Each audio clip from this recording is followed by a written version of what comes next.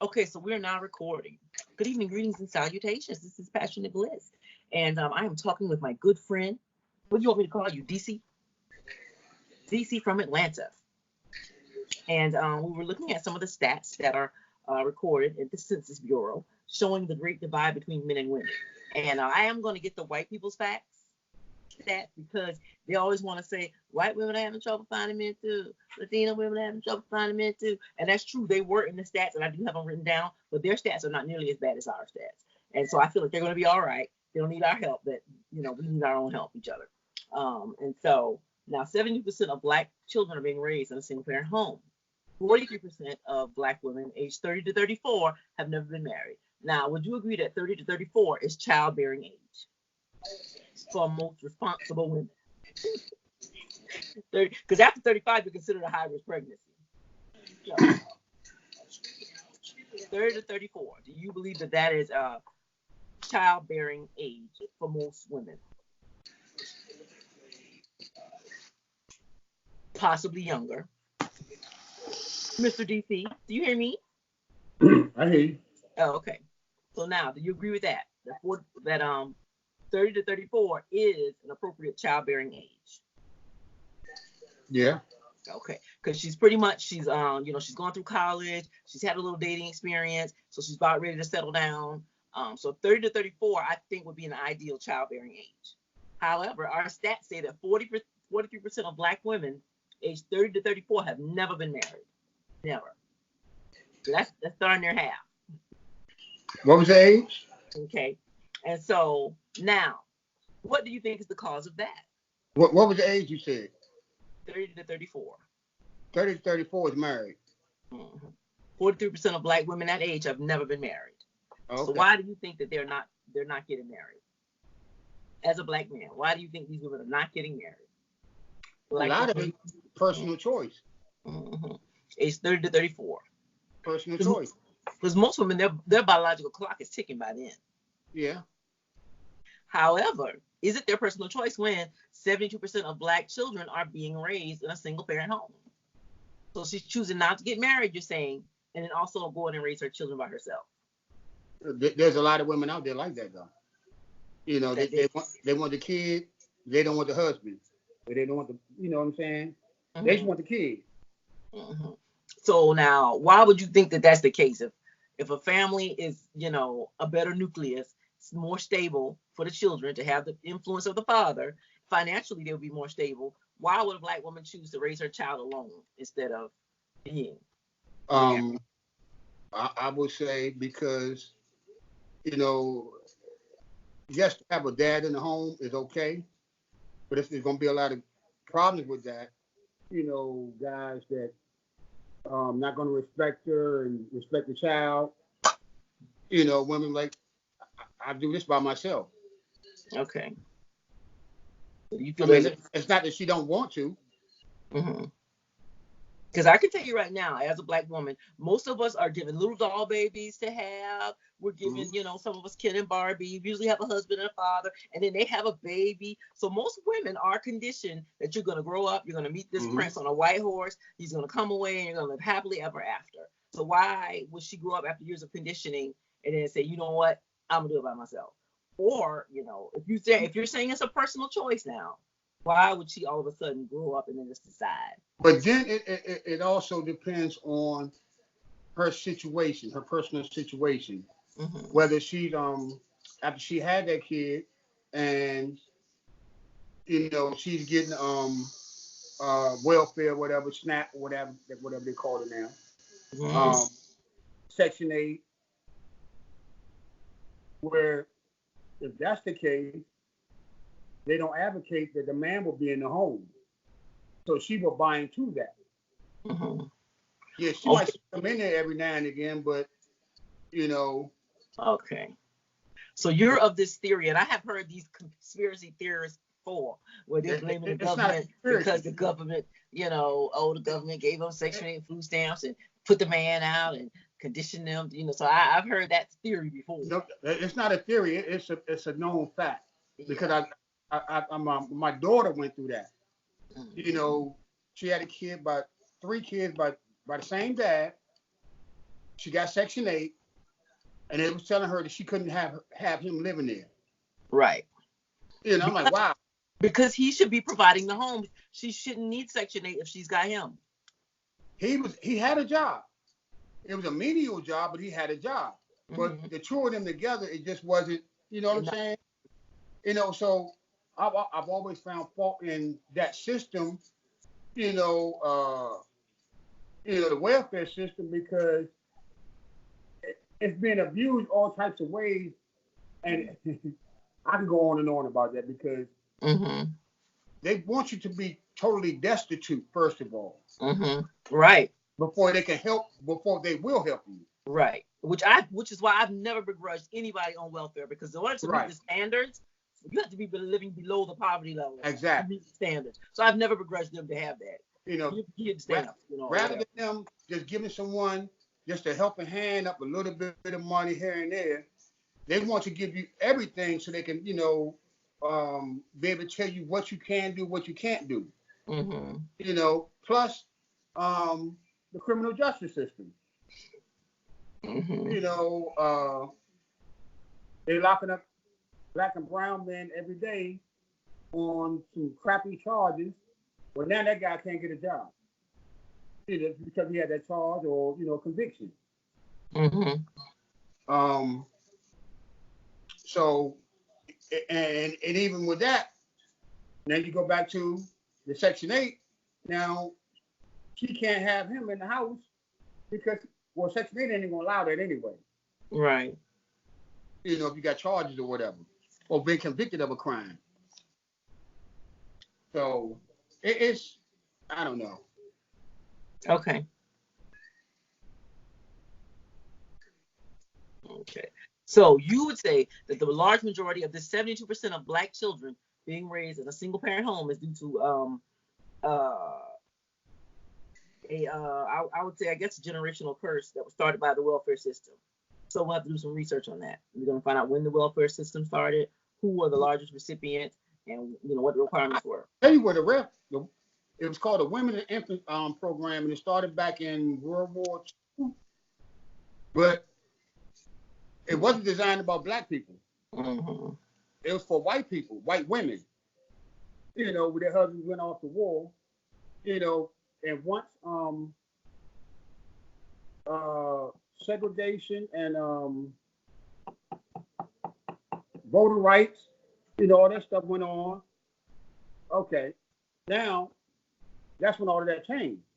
Mm-hmm. Because they saw that we were being equal to them, mm-hmm. and they couldn't have that. Hold on. Okay. Hold on. Okay. I thought my mic was muted. Okay. I can hear you. I can hear you good. No, somebody heard me. I guess you got to whisper. Oh, okay. Mute your mic. Oh, really? They said mute your mic? Oh, your mic isn't muted? They've been hearing everything? Right. Oh, okay. So now, and I see the last stat that I have, 44% of black couples who do get married, 9% of their marriages end in divorce. So 43% got married? Yeah, 44% of black couples who do get married, because they're saying 44% get married. But of those, 9% of those end in divorce. So why do you think after making that commitment, those marriages are ending in divorce? Someone wasn't serious. Plain and simple. Some weren't serious about it. Why would they go into it if they weren't serious? I can't tell you that.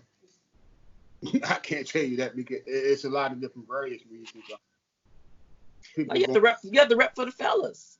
Think of some fair fellas who weren't serious. Why did they get married?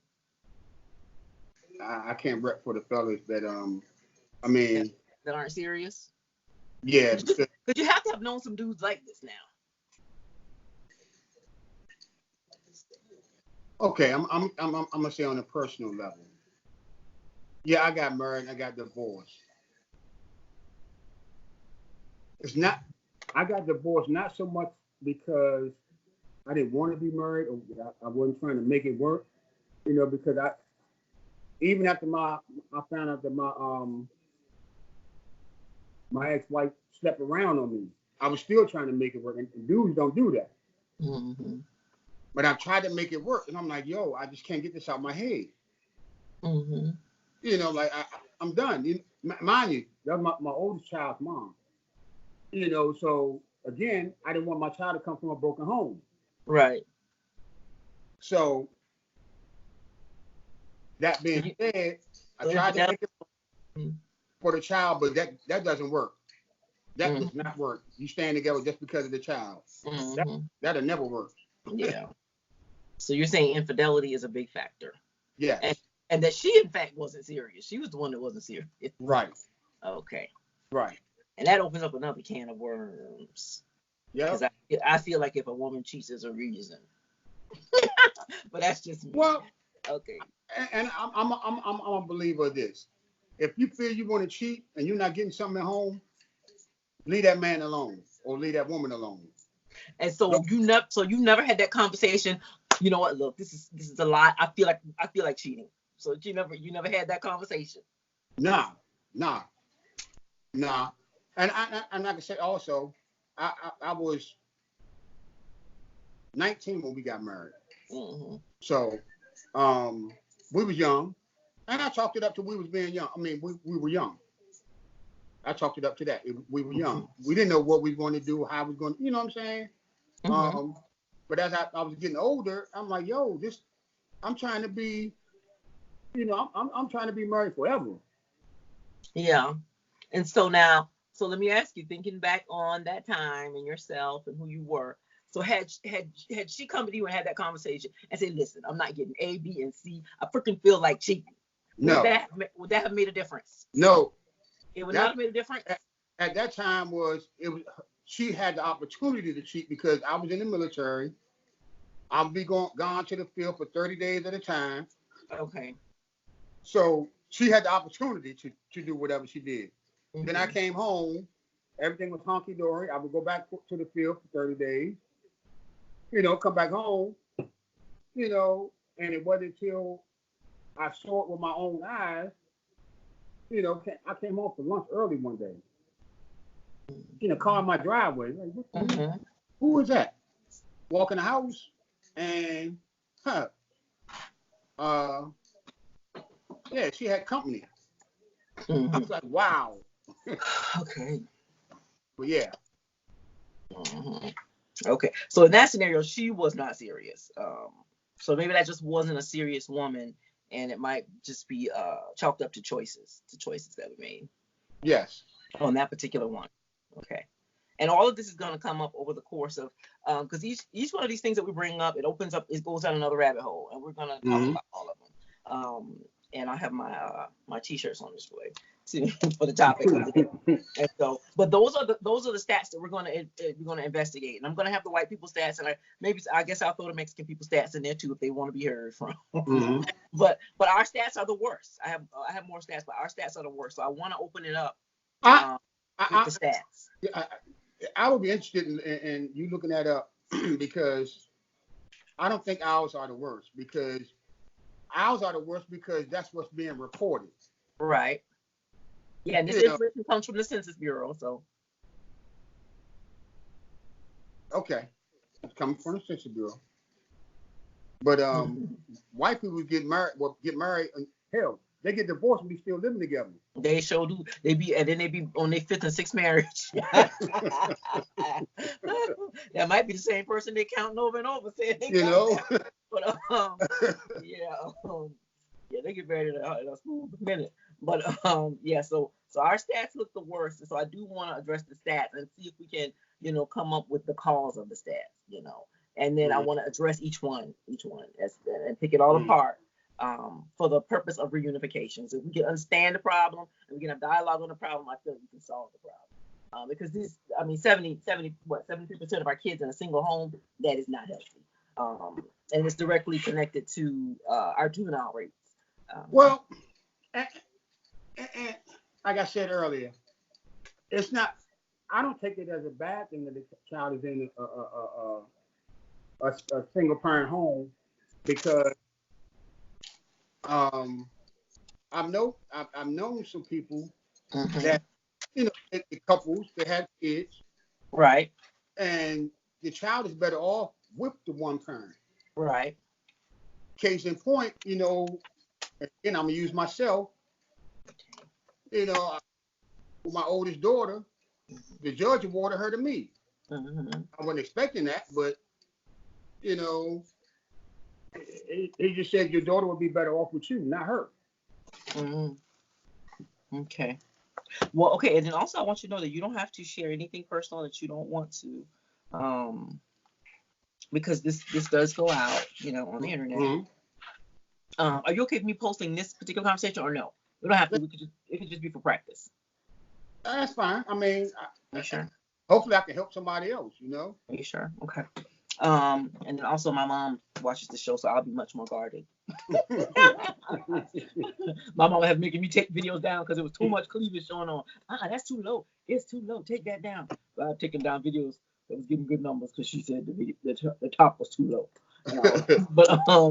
So yeah, so only share as much as you're comfortable with, because I do post it on Instagram and Facebook and as well as YouTube. But once I put my dummies up, it's only going to be on YouTube.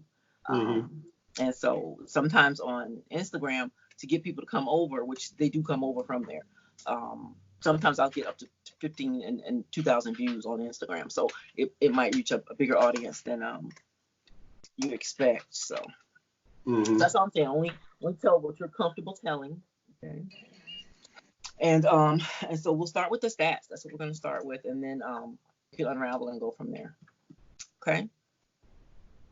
So we will see how it looks. Okay. Now let me figure out how she said to stop recording, and I'll let you go, and I'll finish these people's job. Let me see. So she said you stop recording. Oh, it's still recording. Let me see.